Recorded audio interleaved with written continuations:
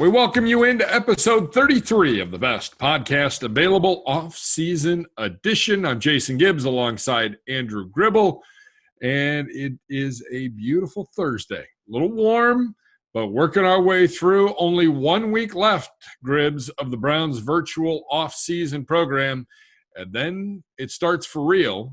When that is and what that is still to be determined, but the Browns starting to begin those wrap-up phases and guys with their final marching orders for the final time before hopefully everybody sees each other in person a little over a month from now. Yeah, and it'll be a shorter period than they're used to between if all things go as planned and these guys get back in the building here by the end of July. So it's going to be a shorter vacation than usual. And I imagine there's got to be some mental fatigue going on at this point. I mean, this has been a lot of Zoom meetings for these guys, a lot of install, not a lot of action on the field. But the good news is these guys should be pretty healthy going in. I mean, we've seen the unfortunate news out of Philadelphia with Brandon Brooks suffering that injury. I mean, that's a rarity when you're dealing with off-season workouts. These guys working on their own, but these guys should be as healthy as they could be, gearing up for late July. And it's more now just staying healthy away from the virus and coming in as kind of as safe as possible and getting these guys on the field as safe as possible. And I think that's going to be going on behind the scenes probably up until the day these guys get there, because this stuff is changing every day. It is changing, especially with some of the spikes in some of the states. And I think I read somewhere 21 states were showing an increase as of today. So a lot to watch here and to see how things play out in the coming weeks.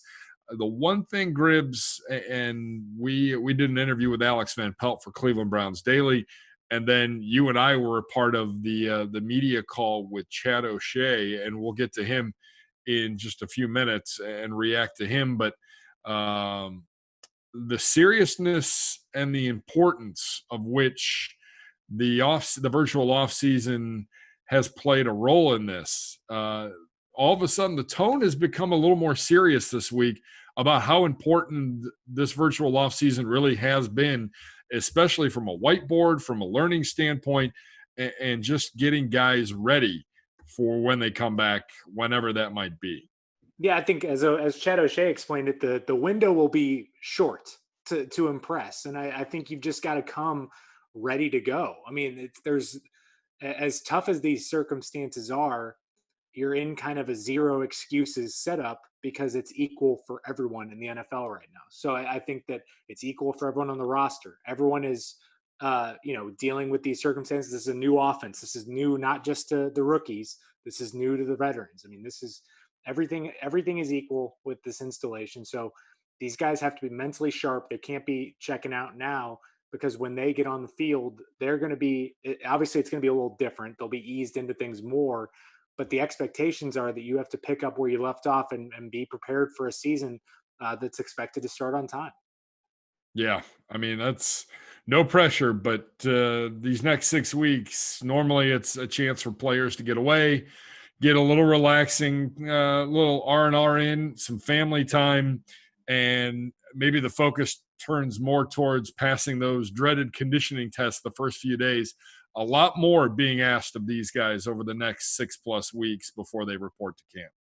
Yeah, and I think really though the main emphasis is going to be just stay healthy. I think that's this might not be the year to venture out on a huge long vacation. I mean, this might be the year to just kind of stay relaxed, stay ready, stay focused, and be ready to go, and be ready for something you've never experienced before. I think that's going to be the key thing. And I think the more we learn about this stuff, I think I don't know if they're necessarily going to be saying goodbye to Zoom meetings. I mean, I think these teams are being encouraged to do things as virtually as much as possible. So you can't just expect things to be back to normal when you get back there. I think that this is just going to be a brand new season that no one has really ever experienced before. Maybe that is an advantage for the rookies. They've never experienced the normal NFL. This is going to be less weird for them maybe than it will be for the vets. So I would just, for them, that I think that the message is just going to be stay locked in, stay focused, obviously rest your body, give yourself a little bit of a break, but be ready to go. Because if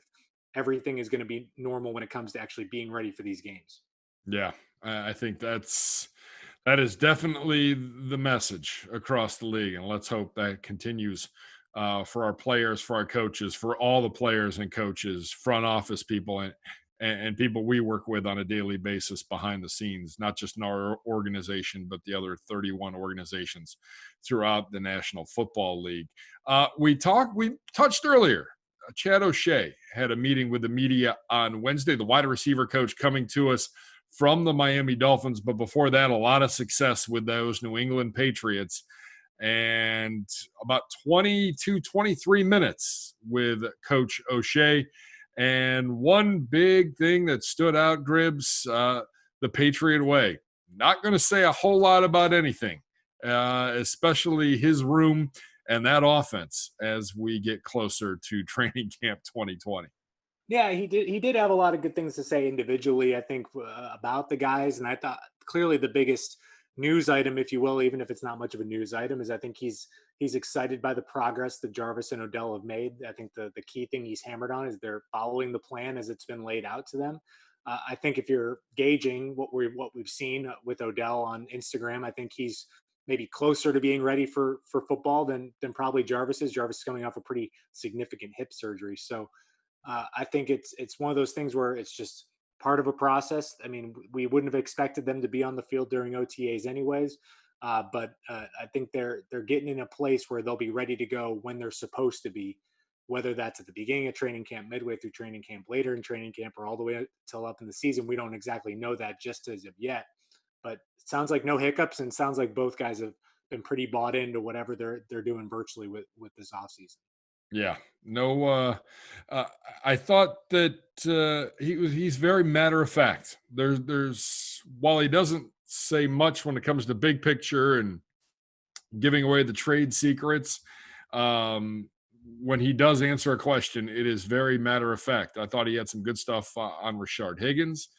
I thought he had some interesting things to say about Kareem Hunt. While not in his room and not a guy that he necessarily coaches every day, someone that's impressed him as a guy that could be a weapon as a receiver out of the backfield, who showed that last year and has shown that throughout his career, but had some nice things to say about certain guys on this football team. Yeah, and it's one of those things where we're going to learn so much about this Kevin Stefanski offense when they finally just get on the field. I think that we know that the two receivers are going to be featured prominently. We saw what Stephon Diggs and Adam Thielen did in Minnesota, but it's can you name the third wide receiver for the Vikings over the past few years? There hasn't been much of one, and that's not to say that the Browns aren't going to use it, but it's a matter of finding guys that maybe fit specific niches within this offense and can make an impact that way. We know they're going to use the tight ends a lot. You have two Pro Bowl running backs, so finding opportunities is going to be tough, but you're going to have to fill out that wide receiver room no matter what.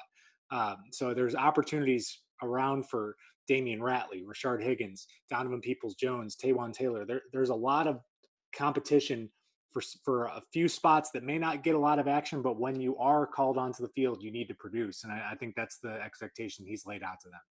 Yeah. No, it will be good. And it's another veteran guy helping a first year coach and Kevin Stefanski on this staff, between Van Pelt and Stump and Bill Callahan and O'Shea. There's a lot of veterans on the offensive side of the football to help him along with whatever ends up happening, whether he calls plays, whether Van Pelt calls plays, the thing that will be debated about for weeks and days coming forward. One thing's for certain, a veteran staff, especially on the offensive side of the football, to help that first year coach along is never necessarily a bad thing. Yeah, and you can make a lot out of this or not, but O'Shea was one of the first, if not the first guys officially hired for this team. I mean, I think this was a no-brainer kind of hire for Kevin Stefanski. Worked with O'Shea in Minnesota and clearly saw him develop enough and get an opportunity as an offensive coordinator. So it's always good when you have multiple guys on a staff who have called plays before. You've got the same thing on the defensive side of the ball with someone like Jason Tarver, who's called plays defensively before working with Joe Woods. So I like the setup there, and I think that clearly, as we've seen in our multiple times with Chad O'Shea, I mean it's a no nonsense position coach for a position that can sometimes have a lot of personality to it. And I think that for him, I think he's going to let his guys be personality, but you've got to produce. And I think that's the big thing. And I think it's a good kind of mesh of personalities now that you've got in that room with O'Shea, and then the personalities like an Odell and Jarvis, who are clearly talented and very comfortable in their own skin. Yeah. Definitely another good coach and a guy that we look forward to talking with on the best podcast available as we get to continue to know these new coaches and new front office people. You touched on something a little bit earlier. Odell Beckham Jr. running routes for Cam Newton the other day on social media. A good sign for Browns fans. And if you're a Browns fan, you've got to be excited with not only his progress, but you touched on it a few minutes ago, the progress from Jarvis Landry. Both guys seem ahead of schedule, and if you can get them for any part of what training camp is eventually going to be, I think that's a big, big positive. Yeah, and you've got to wonder, is Odell friends with everyone? Like I mean, the list that he has of guys he can just call up and work with is great. And I think clearly the big news for everyone outside of Cleveland was more about Cam Newton than it probably was about Odell, who's Cam's probably still the biggest name out there free agency wise outside of Clowney on defense. But for Odell, I think we knew that this was a significant surgery, but one I think we were expecting by now. It's been about 5 months, I guess, since then, or even maybe about 4 months since he's had this surgery. So really good to see. I mean, I think the thing we just all want to see is a 100% version of Odell Beckham, because I just don't think we ever saw that at any point last season during the regular season. So anything that gets him on the path to that, while also maximizing whatever opportunities he has to develop that chemistry with Baker Mayfield. I mean, that's the ideal solution to get him ready for Week 1. Yeah, no, I would agree. I mean, it's important to get him out there during training camp, especially because we haven't really had an offseason program in person, but it's a lot more important in September, Week 1 in Baltimore, to have him on the football field. And that's ultimately where you want these guys to be. And then let's see where everything plays out. Yeah, no, it's just you want to see this offense because that looks so good on paper. We just want to see it all together. Like I want to have a game that you win where like Kareem Hunt has 4 carries and Odell has 2 catches because we're getting the ball to all these other guys. I mean, that's what you want to see. We've gone through so much Browns football where the top playmaker wasn't on the team a week before, and you're getting guys off the practice squad. I mean, this is a surplus of talent on the offense, and you just want it all available at your disposal instead of maybe relying on a couple guys a little bit too heavily. Yeah. All right, that's a look at what's going on as it pertains to the Cleveland Browns. 1 week to go in the virtual offseason program. Speaking of the league, ESPN and the NFL Nation crew with their AFC North all-decade team. So the 4 ESPN NFL Nation writers were the ones who voted. They put this whole thing together. Gribbs wanted to get your thoughts on this whole thing. It starts, first of all, with the players of the decade. The Ravens, Marshall Yonda was their player of the decade. The Bengals, A.J. Green. The Steelers had Antonio Brown. For us, Joe Thomas, with honorable mention going to Alex Mack. First, your thoughts on the players of the decade. The Ravens with a guard as their player of the decade. Yeah, I mean, it makes sense though. I mean, Marshall Yonda might be one of the more underrated players of the decade. I mean, he is fantastic. I mean, he was the gold standard at that position.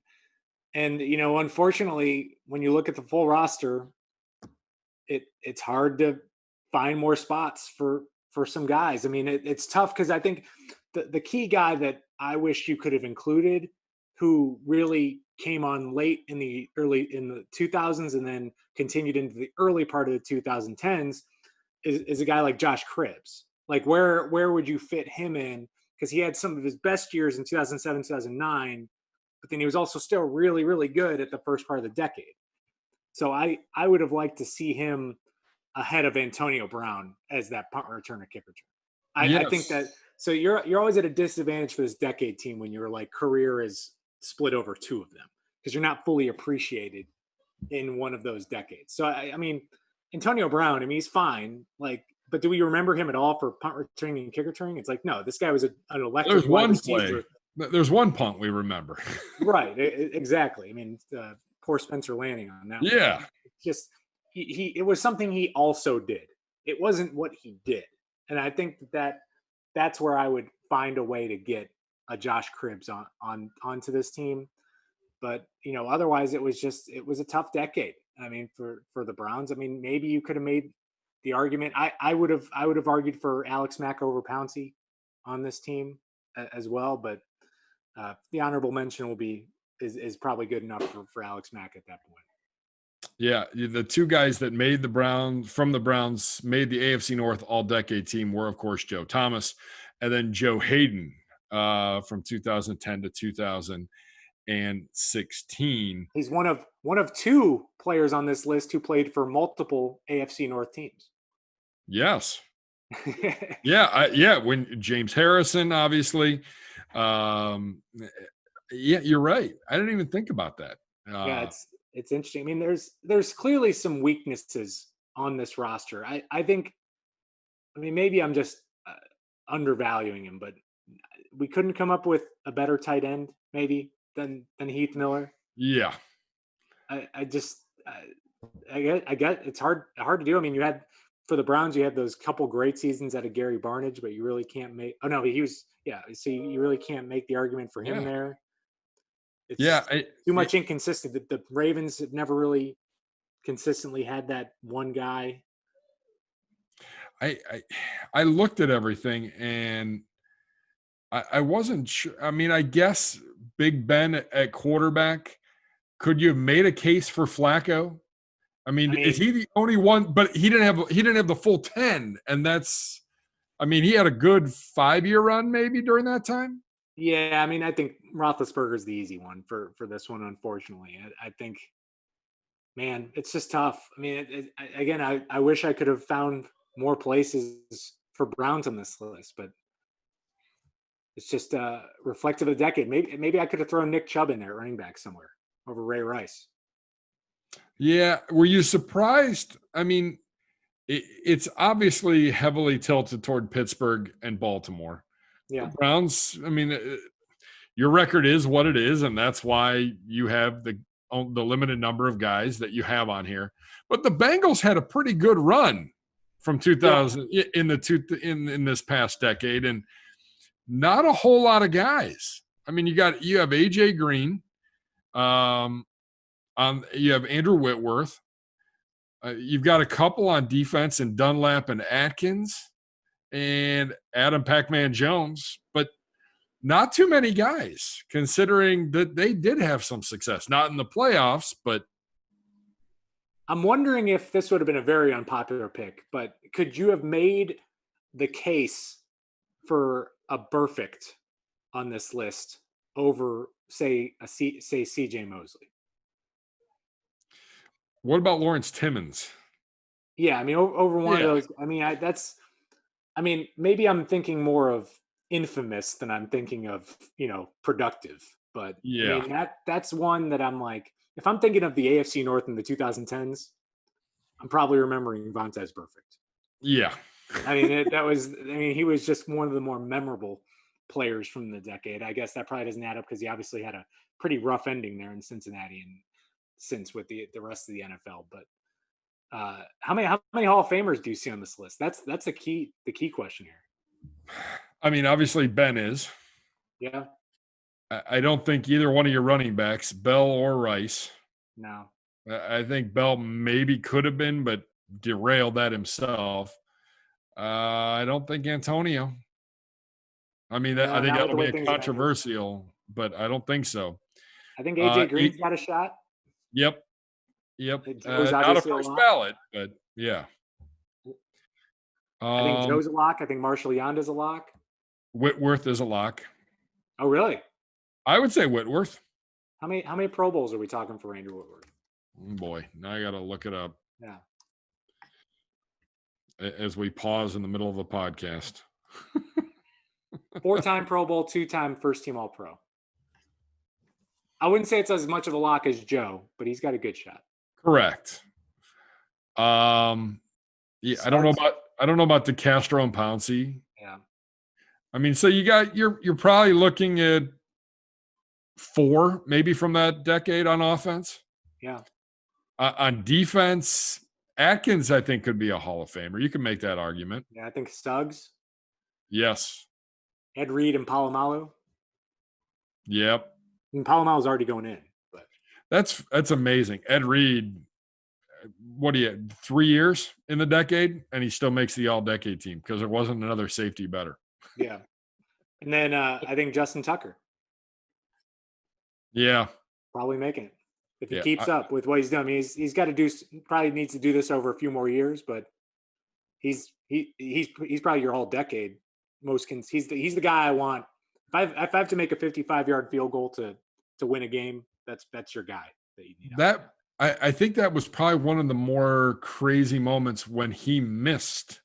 Was it last year or the year before when we went 7-8-1, where he missed a couple kicks and you were just like, Denzel Ward blocked one. correct. And I think, did he miss one week 4 this past year?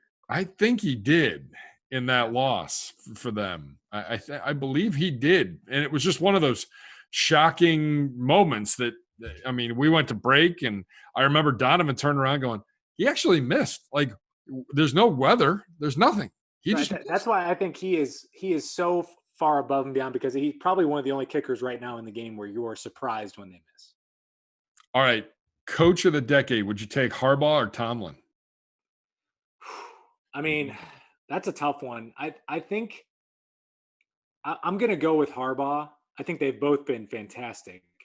I just think that Harbaugh clearly has a system with what they do where they've been able to win consistently while not having the best quarterback play up until the last couple of years with Lamar Jackson, and also just with a rotating cast of guys.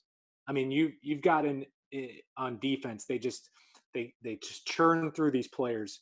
They let them go in free agency, and they continue to just, even if their defense isn't the top in the league every year, it's always one of the best. Always a team you're circling on your calendar knowing it's going to be a tough defense. Their special teams has been fantastic the entire decade.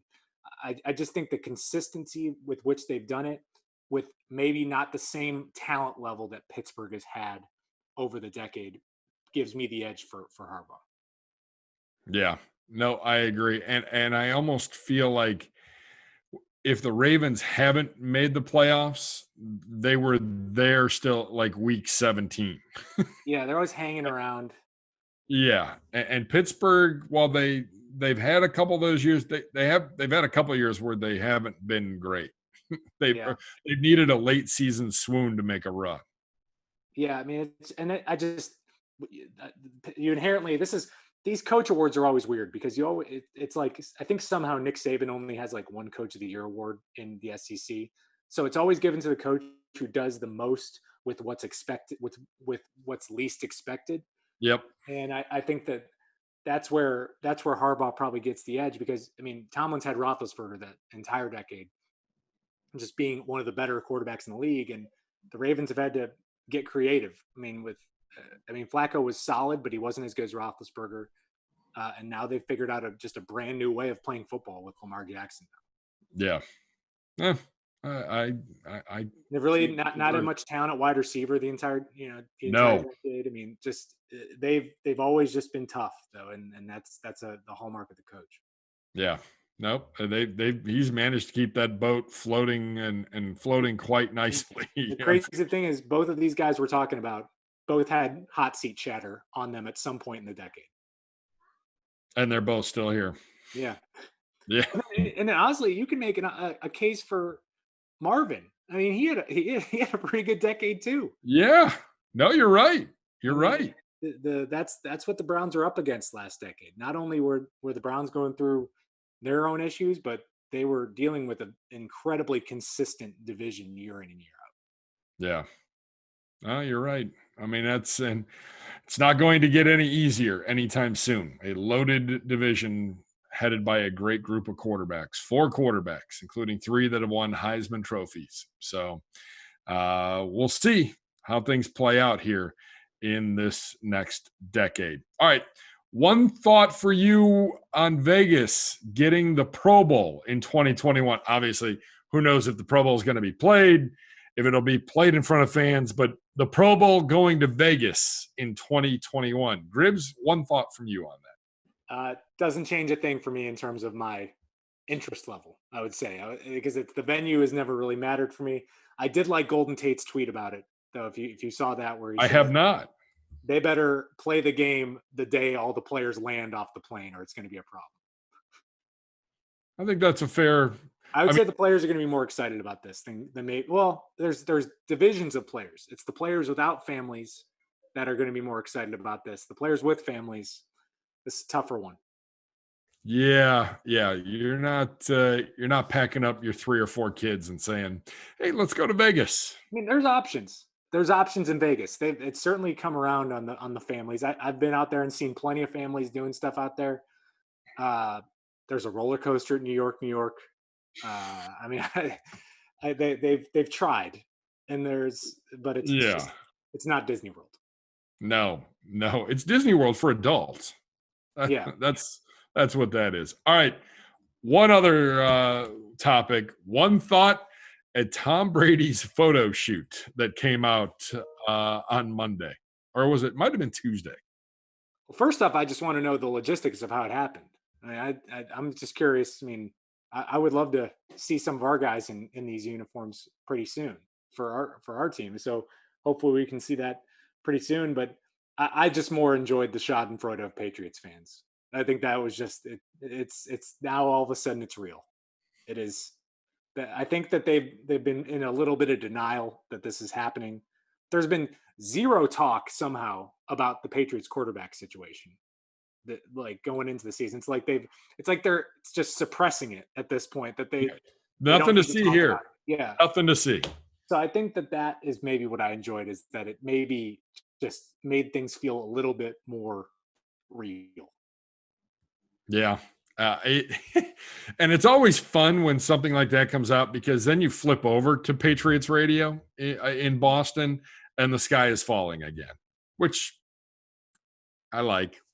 I'm enjoying it. It's like when you if you get dumped by your girlfriend and then you kind of just wallow for a little bit for a few months, and then you see the Facebook photo up there with her new boyfriend. I mean, that's where it hits hard. I get you. I get it.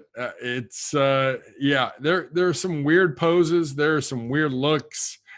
I'm like, do you need that? Why not wait till the action? Why not wait till practice? Whatever that's. I mean, I will say this: as much as grief as I've given the Bucks hype and everything like that, I mean, I would say he is clearly motivated and engaged, and I think this is going to be like a season full of spite for him, and I think that could work well, or it could not work. But I think that certainly the intangible of motivation is at an all-time high, I think, for Brady. Yeah. Can he get the ball to his very, very fast wide receivers? That is the biggest question, now that he'll actually have wide receivers. Yeah. All right. That's going to wrap up episode 33 of the best podcast available. Make sure you log on to clevelandbrowns.com or wherever you get your podcasts. Like and subscribe today to the best podcast available. You can also watch us on YouTube, youtube.com/Browns. Thank you to Anthony Bacco for all of his hard work. We are back with you next week. Final week of virtual off-season programming. Andrew Gribble, appreciate his time. Have a good weekend. Enjoy. You're out of the panic room today. Always a positive. I'm Jason Gibbs. Thanks for watching. Thanks for listening to the best podcast available.